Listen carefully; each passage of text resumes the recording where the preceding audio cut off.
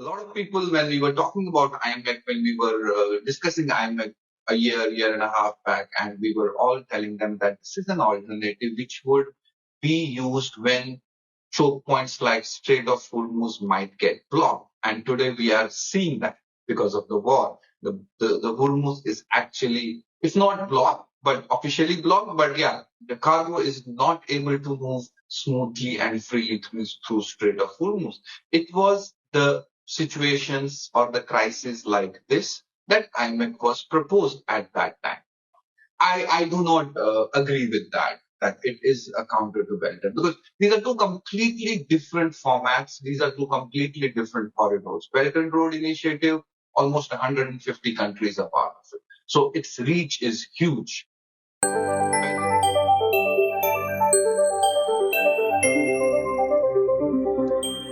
Greetings, listeners, and welcome to our 11th episode of our podcast series, Reimagining the Bay of Bengal, presented by Asian Confluence. And I'm your host, Neeraj.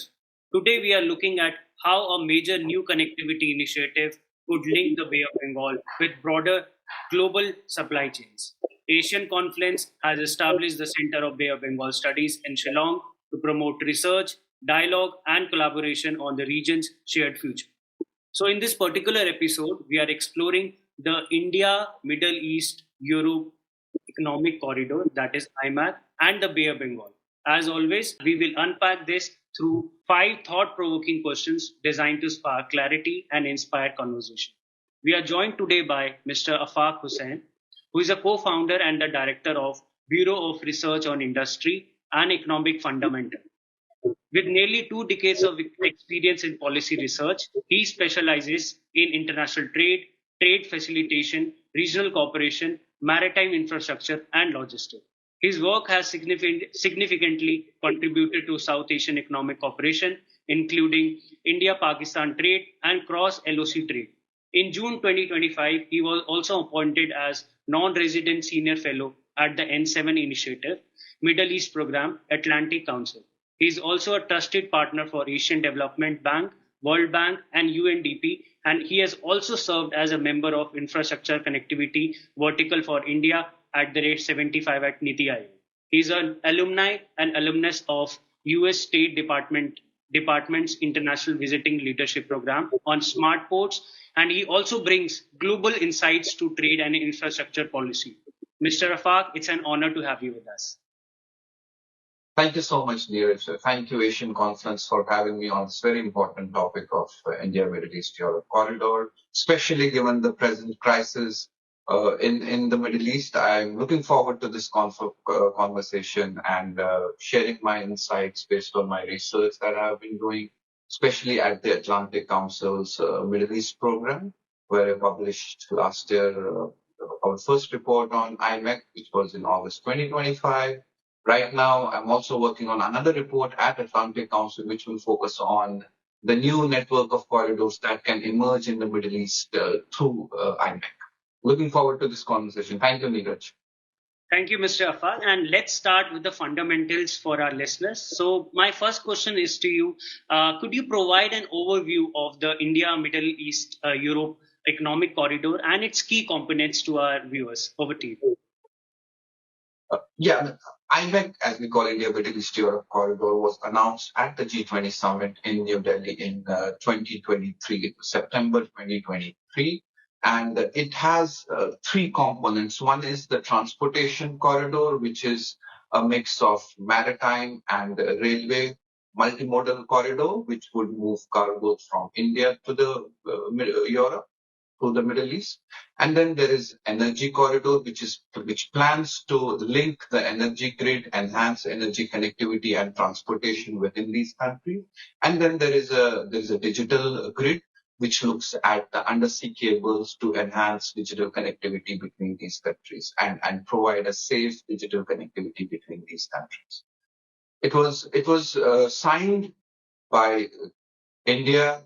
It was backed by the US, signed by India, UAE, Saudi Arabia, France, Germany, European Union. So these were the countries who were, Italy was also one of the signing countries. And the corridor is supposed to start from as a planned corridor, it would start from India, then it would as a maritime leg into UAE ports of Jebel Ali. Then it is a rail corridor of around 2,800 kilometers through UAE, through Saudi Arabia, through Jordan, into Israel, and it touches upon the Haifa port, from where another maritime leg starts into the European ports of Paris in Greece, Trieste in Italy, Marseille in France. So this is how the IMEC was designed and conceived in 2023 by the various members who were part of this agreement at that time. Um, that was a very helpful roadmap of the corridor structure. And now, moving ahead to my second question, because right now we know that a kind of a war which is happening in Middle East. So I also want to know, and for our viewers also, that what is the implication of all these, wars on, such kind of a project like previously and right now, if this gets more escalate in the future. So what will be the the outcome or would be the impact on this whole infrastructure project? See, I think as we go into the present situation, the war, the implication, I think we go a step back. Why was this corridor thought about? It was thought about as an alternative. It was thought because in the Middle East, if you see, there are multiple choke points, and they have impacted global trade over the last 5 years, 6 years. We look at the Red Sea crisis, which we had, the Houthis attacks that have been disrupting the trade, and trade via Suez Canal was significantly disrupted a few years back. Then on this side, on the UAE side, you have the Strait of Hormuz. I mean, a lot of people, when we were talking about IMEC, when we were discussing IMEC a year and a half back, and we were all telling them that this is an alternative which would be used when choke points like Strait of Hormuz might get blocked. And today we are seeing that because of the war. The Hormuz is actually, it's not blocked, but officially blocked. But yeah, the cargo is not able to move smoothly and freely through Strait of Hormuz. It was the situations or the crisis like this that IMEC was proposed at that time. It was proposed as an alternative to secure supply chains, to secure movement of cargo. While we looked at the journey of IMEC in the last 2.5 years since it was announced, not much could happen in terms of the development of this IMEC corridor into reality, because the IMEC was announced in I think last week of September. It was 27 or 28 September 2023, and within a week or 10 days we had 7th October in Israel and Palestine, and everything took a hit in terms of IMEC, and there was a pause in terms of development, because if you look at the IMEC corridor, we have the maritime legs, but the rail corridor does not exist in completion. So we have a UAE rail, which looks at the GCC rail, which may cover UAE, which may cover Saudi Arabia. But then there comes a patch of around 260 or 270 odd kilometers in Jordan, which does not have any railway network yet. Even the plans of the government do not have railway in Jordan so far. So that is one of the biggest missing link in the original IMEC corridor that was planned. And then there are certain missing links in Israel, a few kilometers, 15, 20 kilometers in Israel. So all that should have been done in the last 2.5, or if not completed, but at least work in progress. But unfortunately, the 7th October put a pause on the overall development of this corridor. And today, when we have this crisis, we are not ready with this alternative. Having said that, but it's not a full alternative, a semi-alternative, which is the road corridor. There is a good network of road in this whole Middle East. And even if I look at IMEC, there is cargo moving pre-war.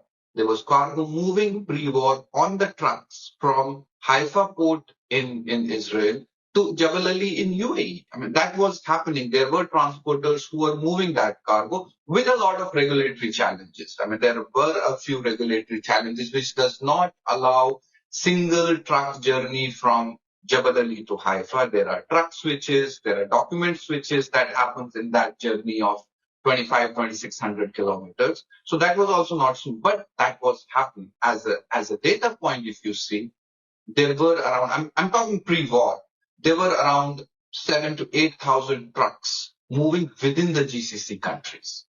There were around 150 to 200 trucks crossing over Sheikh Hussain border from Jordan into Israel. So these movements were happening, which gives us a hope that yes, this corridor can come up, this corridor, if regularized, if put it in a proper organized manner with proper infrastructure of digital connectivity, with proper infrastructure of security, one of the key elements, security of cargo. And then I think things can work out for this corridor. Now with war, as the war has happened, as the war has started, and based on my conversation with certain people in the Middle East, there are different corridors that are now coming up. There is cargo which comes into Bahrain, which comes into Oman ports, which are outside the Strait of Hormuz. Oman ports are outside the Strait of Hormuz. And cargo gets onto those ports, Salalah or Duqm or Sohar, from where it can go on road via Saudi Arabia. Through multiple, it can go on to the Red Sea ports of Saudi Arabia, which is port of Jeddah, and then move or Neom, and then get on to the Egypt or get on to via Suez Canal, it can get onto the Mediterranean. So businesses are trying to find their ways in consultation with the transportation companies to find those alternatives, how they can move, navigate the present crisis that exists. Yeah, so rightly said, because you have also mentioned, because IMEC has really positioned as a major alternative connectivity project after the war also, and pre also, because a lot of emphasis was actually given on it. So now I'm coming to my next question. So I want to know, like, what is the strategic significance of IMEC here, and it could be emerge as a credible counter to China's Belt and Road Initiative. How do you see it? Uh, I would not use the word counter. I will always, all along, I have used the word alternate. It is, IMEC will be a plan B.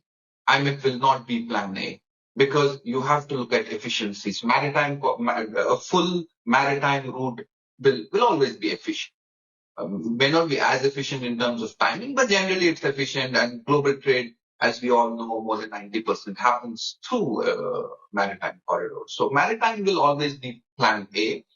Uh, this will always be an alternative with a mix of, because there are multiple transshipments that happen, there are multiple handling that happen because it's a multimodal transport corridor. So it will be plan B. Now, coming to the strategic imperative, we have all heard the narrative that all the countries said that we are using this as a counter to Belt and Road Initiative of China.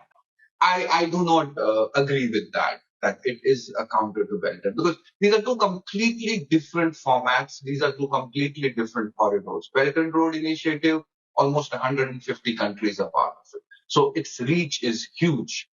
So IMEC, a limited set of countries as of now.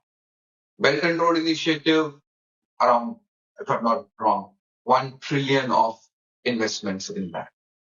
IMEC, we're still navigating the finances. We're still looking at how much. And obviously, the financing required is not as big as what you need for BRI. Number 3 is the mechanisms of operations. Belt and Road Initiative is primarily funded by one country, and which, as a result, gives them a sort of a dominating position in the whole BRI ecosystem. While if you look at IMEC, as I mentioned, there's still not that one country mechanism. It's a group of countries who are coming together, and they will find out their funding mechanisms, whether in the form of loans through some international multilateral agencies, or that those mechanisms are still being worked out. And a lot of projects as part of IMEC, as an example, the railway network in UAE and Saudi Arabia, that's already part of their government's vision. That's already been secured. I mean, in terms of finances, that's also planned. So you don't need to go for loans from from America for that matter, or any other country that please give us money, we need to. These are few differentiators which make these different in terms of their framework. So I would not put it as a counter. And another important thing, there are certain countries who are part of IMEC who are also part of BRI. So, so it's not a competition sort of a thing. It's more of an alternative for the choke points that have been there in the Middle East to secure our future supply chains. And we are seeing that now. In the last 4 weeks, we are seeing what those choke points meant. When we were talking about it, we could not visualize it because it didn't happen. Now that it has happened, now we have realized what this IMEC is all about. What is the strategic relevance? What is the actual importance of this? Rather than saying that it's IMEC versus BRI. It's not. I would not put it in that layer. So that's a very balanced view of its potential and limitation. And you also mentioned about the choke points, because my next question also draws more attention towards choke point, because at first glance, we could see that IMAC appears to be largely westward oriented. So my question is to you that how IMAC can be also integrated into India's eastern maritime and connectivity priorities, particularly in the Bay of Bengal region. What do you think? Yeah. See, I mean, if I take example of Middle East, when IMEC was announced, it was simply UAE, Saudi, Jordan, Israel. And today, while we are all in this crisis, and which is also my next research, I'm also exploring Oman. I'm exploring Syria. I'm exploring Egypt to be part of this network of corridor. I mean, as IMEC, India, Middle East, Europe corridor, you can feel that no other country can compete because of the definition, because of this acronym that is there. But IMEC has become synonym with connectivity corridors, if you ask me. I mean, today everyone wants to be part of connectivity corridor, and they say that can we be part of IMEC? So it has become synonym with connectivity corridor, and there is no reason for it to be extended beyond India into India's neighborhood. If you look at Bay of Bengal, we have BIMSTEC, we have BBI, and the common country is India. And India is one of the largest economies in both these settings. And India is one of the largest centers in IMEC as well. India is the production center. India would be the cargo center in IMEC also, given its trade with Europe and other economies. So India can be that link between IMEC and Bay of Bengal, between that. So, and two things I would think need to be looked into before we actually start thinking on those lines. One needs to look at our domestic transportation connectivity. India, I'm talking about. So we have economies like Nepal, we have economies like Bhutan, who are landlocked countries, who really need that access of world-class ports. As of now, we have designated ports of Kolkata, and which could not serve their cargo efficiently. Then we had Vishakhapatnam port also assigned for Nepal and Bhutan. Can we explore an option of having Mumbai or Mundra? But before you really explore those, you need to build the domestic transportation corridors for them. The railways, the road transportation, which would make it useful for them and efficient for them to move into these ports and then use the IMEC corridor, and then you're there. And the other option that is there, that exists, is the Virinzam port. We have very recently, a year and a half back, we have got this world-class transshipment terminal of Virinzam operating, and which is operated by Adani. And the reason that I'm using Adani ports here is that Haifa port is also operated by Adani. Mundra port, which is also part of the corridor, is operated by Adani. And if you have Virinzam port there, which is also operated by Adani, can they build that connectivity and make it extend? And once you are in Virinzam, which is as good as being in Colombo in terms of the location, and Colombo is also a global transshipment hub. Once you are in Virinzam, can you then move into can you then move trade into the Southeast Asian countries or the Bay of Bengal? I mean, those are questions which definitely need some deep diving, which definitely need some, because we also, one very important point for any corridor is the cargo flows.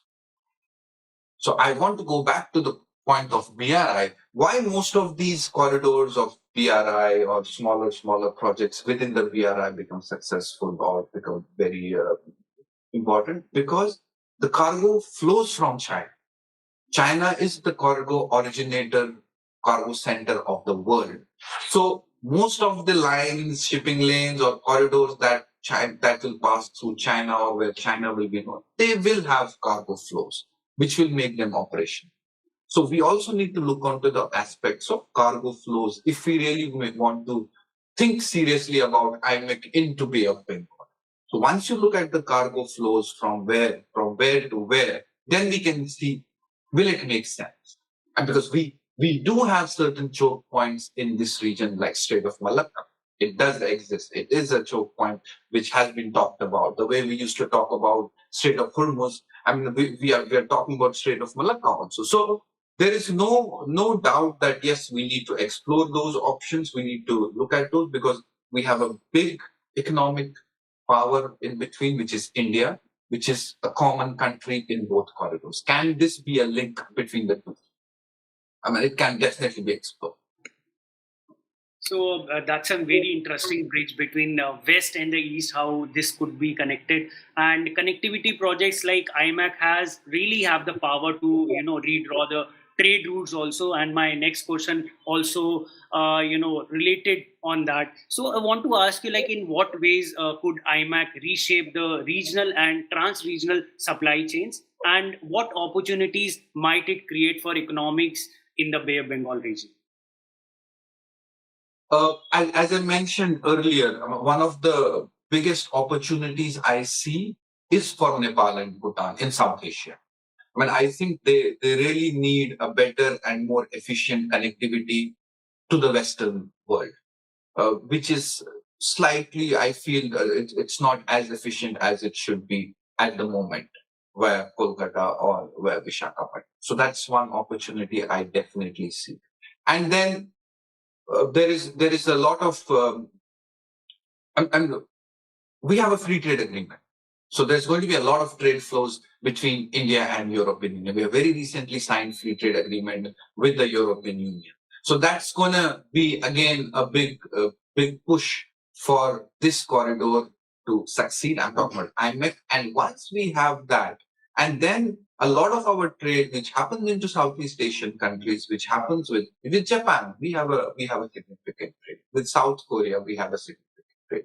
And then those regions can also be explored through these connectivity options. Myanmar, I mean, again, there are political considerations with Myanmar at the moment, but can we build that trade with Myanmar? Because that's again a very strategically very important country for India. If we have a better connectivity with Myanmar, we can explore more trade with Myanmar. I mean, we are about 1.5 billion with Myanmar, but there is a potential for more because there is a very important commodity, which is rare earth minerals, which is in Myanmar. So can we play a role? Can there be a trilateral cooperation between different partners, between friends of India in that region, like Japan or any other country, where we can do something in terms of developing those new value chains? I mean, there are opportunities for India to explore on both sides. One is definitely on the Western side, which has been pushed by India EU free trade agreement. We have India UAE free trade agreement, SEPA already in place. We have India Oman already in place. So we have those frameworks of economic engagements in place on that part of the world, and we can develop some more on this part of the world, which would give push to this corridor. The dream that we are having connecting IMEC to the Bay of Bengal. So yeah, I also clearly because see that that actually happening. And these opportunity, they sound very promising for the region also. But now, I'll be coming to my last question, because we also talked about the war's impact, Middle East war impact. So now we also know that the corridor path also run through the volatile region. So my question is to you, that in the light of ongoing conflict in Middle East, so how viable are the pathways? Like, if you have to operationalize IMEC in the near to the medium term, like, if there is any kind of a future, if you see it happening, how do we do that? As I mentioned earlier, IMEC is already operational in the road form. I mean, again, with a lot of regulatory challenges and constraints, but that line is available. But with the war, what is happening is we are exploring more and more networks of corridors within the Middle East, which can help us avoid the crisis that we are going through right now. As I mentioned, there are a few routes. One is from Oman to Saudi Arabia, and on the Red Sea side of Saudi Arabia, then one option is you go into Egypt through ferries from Neom port into the ports of the Red Sea, or you use the Suez Canal and you go into the Mediterranean, into Europe.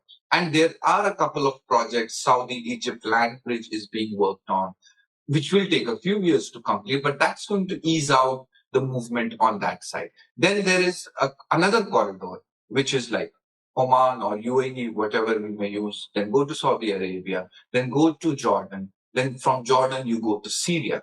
And Syria has two important ports, which is Port Latakia and Tartus. And DP World has very recently invested almost $800 million, planned investment in $800 million in port of Tartus in Syria. And from there, then you go into the Mediterranean. So these are some of the nodes which exist.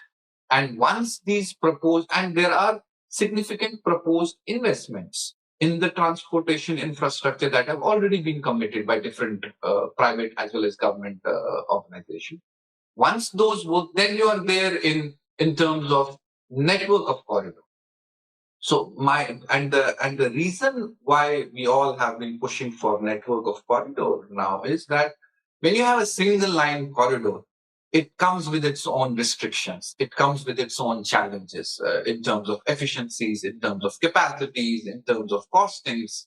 When you have more options available, your capacities to move cargo also increases. So in my last report, which I wrote last year, I was co-authored with Nick Schaefer from the Atlantic Council, and we said that this corridor, when ready, would move around 1.5 million containers initially annually. And that's not really a big number if you look at the global trade ecosystem. That's nothing, 1 point. So that's why we say we need more. So this 1.5 can become 3, 4, 5 million once these network of corridors are ready, once these investment projects are there. You have different investment projects going on, and that's where more capacities can move via this corridor. You will involve Jabal Ali, you will involve Salalah port, you will involve port from Bahrain, and that gives you more options to enter the region also. And you're not dependent only on one port. So that helps. Again, as I mentioned, capacities increase and cost efficiencies always come. When you have only one route, there's a monopoly. When you have more routes, the costing is also rationalized, the economics also rationalized. So I think that's where this network of corridor will be critical in the present war crisis. And some of it has already been worked on. Some of it, very limited capacities, but trucks are moving, they are navigating because businesses want their cargo to move. And when there is crisis, they are ready to pay a few dollars more, but they need their cargoes to move. In the times of crisis, it's about moving the cargo more than the cost. That's a very realistic assessment of the challenges which are going to come ahead. And what an insightful discussion, Mr. Afaq. Thank you so much for your expert perspective on IMEC and its link to the Bay of Bengal. To our listeners, we hope this episode of Reimagining the Bay of Bengal has really deepened your understanding of emerging connectivity corridors and the regional implication. So stay tuned for more such discussions on the forces shaping this vital region. Thank you so much. Thank you so much, Neeraj. Thank you so much.